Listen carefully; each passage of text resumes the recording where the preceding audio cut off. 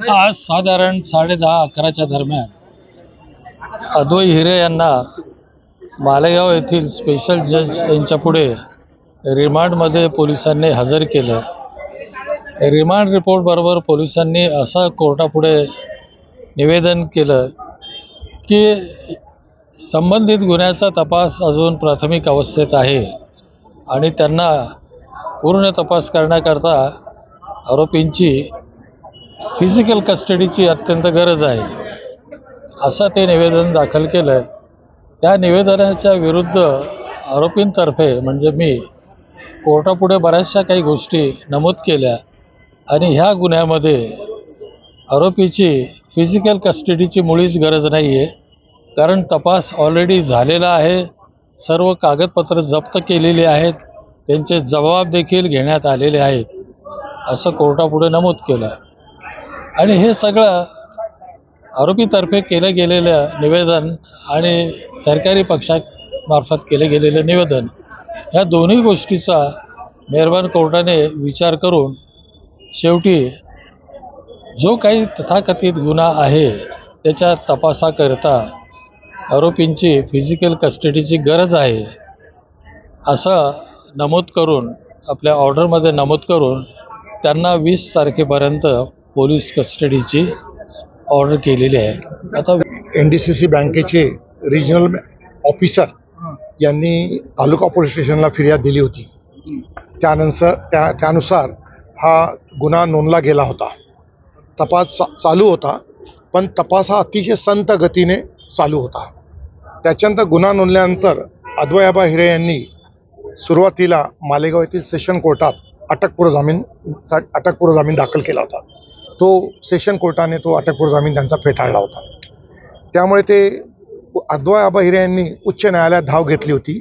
उच्च न्यायालयात धाव घेतल्यानंतर उच्च न्यायालयाने देखील ऑब्झर्वेशन्स काही केले की तपास अतिशय संत गतीने चालू आहे आणि उच्च न्यायालयाने देखील असे ऑब्झर्वेशन्स केले की प्रथमदर्शनी फ्रॉड झाल्याचं दिसत आहे असं उच्च न्यायालयाने त्याच्यामध्ये ऑर्डर पास करताना निष्कर्ष काढले आणि उच्च न्यायालयाने अद्वैयाबा हिरे यांचा अटकपूर्व जामीन फेटाळला.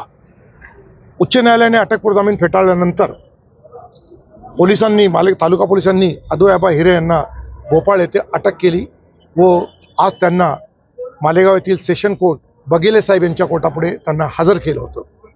या गुन्ह्यामधले जे तपास अधिकारी आहे त्यांनी मिसर साहेब यांनी 7 दिवसाची पोलीस कस्टडीची मागणी केलेली होती. त्यामाने जे रिजनल ऑफिसर आहे जे NDCC बँकेचे त्यांनी मला इंटरव्हेनर म्हणून खास माझी या केसमध्ये नियुक्ती केलेली होती.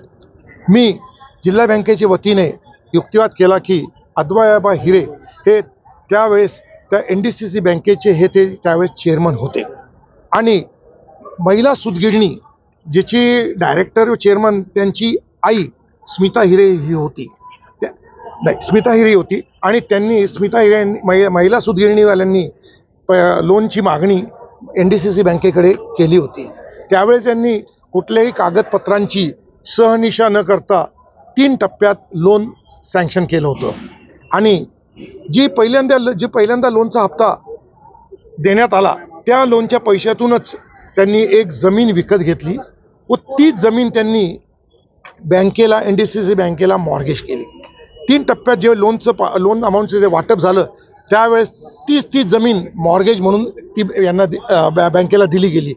ज्या जमिनीची किंमत जे बँकेने जे लोन मंजूर केलं होतं त्यापेक्षा कितीतरी पटीने अतिशय कमी होती आणि विशेष म्हणजे कोर्टाच्या निर्देशनाची आम्ही महत्त्वाची गोष्ट आणून दिली की जे लोन बँकेने मंजूर केलं होतं NDCC बँकेने त्यापैकी 6 कोटी आणि अजून काही रक्कम आहे ती रक्कम त्यांनी व्यंकटेश कोऑपरेटिव्ह बँक याच्यामध्ये त्यांनी वर्ग केली आणि व्यंकटेश कोऑपरेटिव्ह बँकेचे जे चेअरमन जे होते ते त्यांचे वडील प्रशांत दादा हिरे हे होते आणि अद्वैयाबा हिरे हे सुद्धा ते डायरेक्टर होते.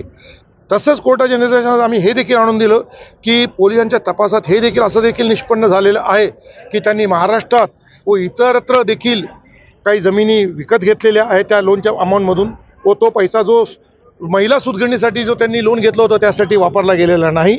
त्यांनी जी एक मशिनरी वगैरे काही लावलेली होती आणि एकही त्यांनी लोनचा एकही हप्ता फेडला नसल्यामुळे बँकेने कारवाई करून ती जी जमीन जी मॉर्गेज केली होती आणि जी मशिनरीज त्यांनी काही थोड्याफार प्रमाणात ज्या त्या जागेमध्ये लावली होती ती बँकेने जप्त केली आणि बँकेने त्याचा ऑक्शन करून ती जमीन आणि मशिनरीज 1,78,00,000 ती विक्री केलेली आहे. परंतु अद्याप पावेलो देखील त्यांची अद्वै हिरे आबा यांच्याकडे 32 करोड आणि काही अमाऊंट ही मोठी शिल्लक आहे. ती अमाऊंटचे बेनिफिशरीज कोण कोण आहेत, त्याचा फायदा कोणी कोणी घेतलेला आहे, तो पैसा देखील कुठे कुठे वापरला गेला आहे, इन्व्हेस्ट केला गेला आहे, तो पैसा हस्तगत करायचा आहे आणि ते पैशाचा दुरुपयोग कसा गेलेला आहे यासाठी आम्ही 7 दिवसाची पोलीस कस्टडीची मागणी केली होती.